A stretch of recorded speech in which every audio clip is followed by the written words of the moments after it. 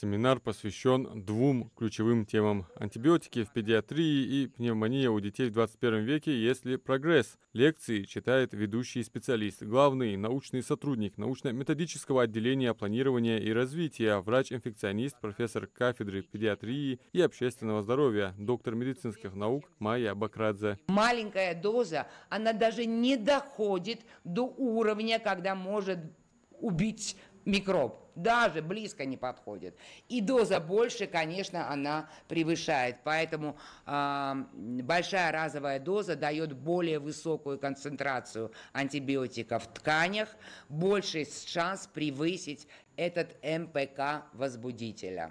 Специалисты Федерального научно-медицинско-исследовательского центра здоровья детей находятся в республике 16 июня. Они являются кураторами детского здравоохранения нашей республики и оказывают в том числе и методическую помощь нашим специалистам. Вчера весь целый день специалисты этого центра работали в Республиканской детской клинической больнице.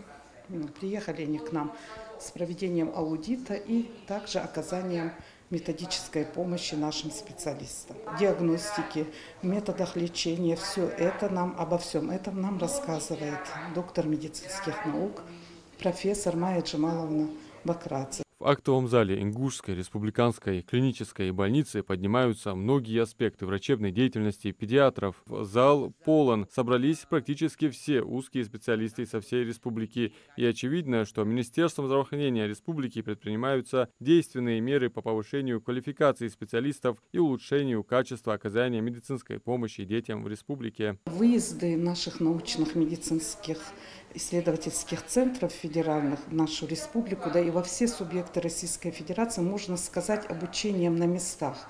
То есть наши специалисты могут, не выезжая, в течение нескольких дней обучаться всем тем методам и диагностики, повторить методы лечения, узнать все новое по заболеваниям не на своих рабочих местах. То есть можно смело назвать это мастер-классами. Вторая ключевая тема семинара – пневмония. Несмотря на достижения современной медицины, пневмония остается серьезной угрозой для здоровья детей. На семинаре обсуждаются современные методы диагностики и лечения, направленные на снижение риска осложнений. Адам Мережков, Сулейман Костоев, Магаз 24.